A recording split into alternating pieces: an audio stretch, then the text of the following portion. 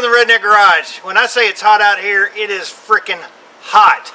And I think I'm going to have to start working on the Jeep at night a little bit more rather than during the day. But today we're going to be working on the steering components and getting it back together where the steering wheel is actually connected to something. So everything's going to be replaced on the front end as far as like the steering components go. We've got a new steering stabilizer from Rough Country. Awesome! A new tie rod ends, everything. So I'm going to be working on getting those put on. So let's start sweating. Alright, so we're still working on the front end here. And we got new components to go in. So I've got to take these old ones off. So the first step is to take all these nasty old Allen keys and see if I can get these off of the parts. Get the nuts out. And you try to get them off without breaking them, but sometimes it's so rusted that you have to. So we got to take off this one off the pitman arm here, off the steering arm. And then we can start reassembly. So let's get working on them. If you want to see something bad, look at the torque of this Milwaukee impact wrench. Anything that I've put this thing on has been able to take off, and it's just crazy. So we're gonna see what happens with this. That's so cool. Yeah, I mean, it's crazy. It doesn't even slow down, and that bolt is hot to the touch.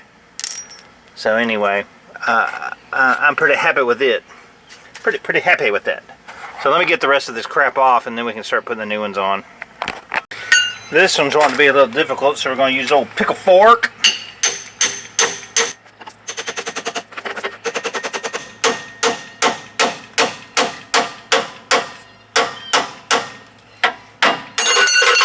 And that's it.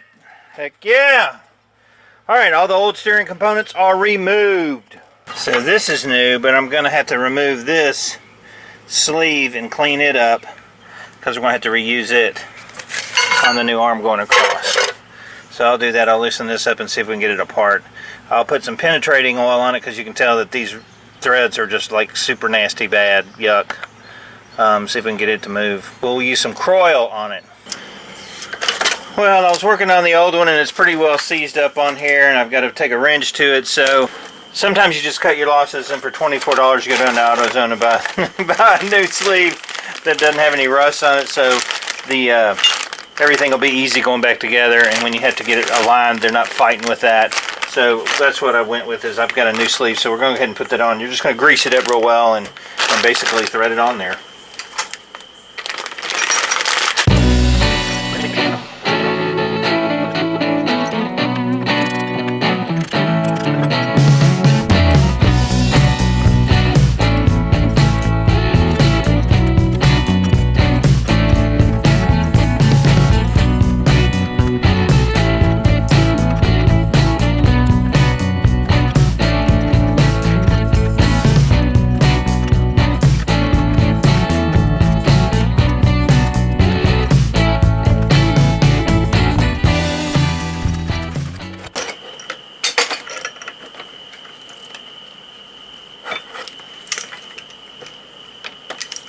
Alright, that's it. It's ready to install. Awesome. Well, I got the steering components all put together. New tie rod ends on all of them. And they're ready to install. New sleeve. That was a pain in the butt really to get on. But it is pouring down rain. So anyway, in the middle of this video, this happened. We can use the rain, but I don't know. It is coming down. I put a head gasket on my son's. Holy crap! Get down in the bathtub! And then I got an umbrella and started walking down the streets because there was all kinds of fire trucks and sirens and everything else going on.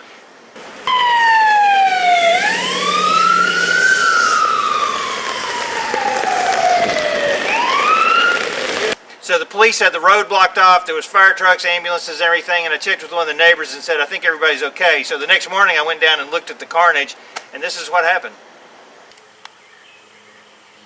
And that's what that boom was. That was lightning hit this house that was for rent. And caught it on fire. Holy moly. Thankfully, nobody lived in the house, that it was just, you know, up for rent, and then now the owners have got to deal with that, and that's really sad. I'm sorry about that for them. So that's awesome. We got our new front end components. I've just got the bolts set up there, and here's our sleeve. Man, that was a pain in the butt. And we've got to put on our steering stabilizer and tighten those bolts down and then grease it. But we're getting close to having the front end parts put back on.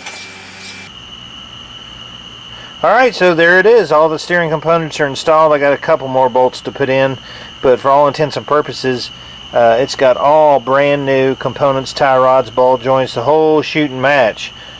Looks awesome. So we'll get those bolts tightened up and get one more in that steering stabilizer, and we're done with the front end parts themselves. Super! One thing coming up on the Redneck Garage is head-to-head. A head-to-head competition of torque wrenches. We got the Pittsburgh Pro, which is probably like $25, versus the Snap-on Torqueometer, which is probably about $325. I put a head gasket on my son's 2.5 Jeep Wrangler, and Jerry and everybody else gave me a bunch of crap about my cheap torque wrench. So I've got an expensive one now, and we're going to test this one, the expensive one, against the cheap one. And we're going to see how far off this one is versus this one. And I've got some tips and tricks on the cheap ones, why they get out of adjustment, and mainly because you leave tension on them and leave them in a drawer. But if you take all the tension off, they're just about as accurate as the $325 one. So we're going to go head to head on that. I think that's going to be interesting to see how close this one is compared to the Snap-on. Anyway, we got the front end all put back together, steering stabilizer on, all the components. Now we can move ahead, and on the front end, really all we got to do is put on the adjustable track bar from Rough Country on the front, and we should be really close to being able to put the engine back in this thing. I'm looking at maybe putting adjustable control arms on the front, or put the standard ones back. That shouldn't take me too long, just zip them off and put them back on. So we're going to see on that. Anyway, I'm going to get in, get some water, and then it's too hot even for beer. I'm Dave from the Redneck Garage. Keep turning wrenches.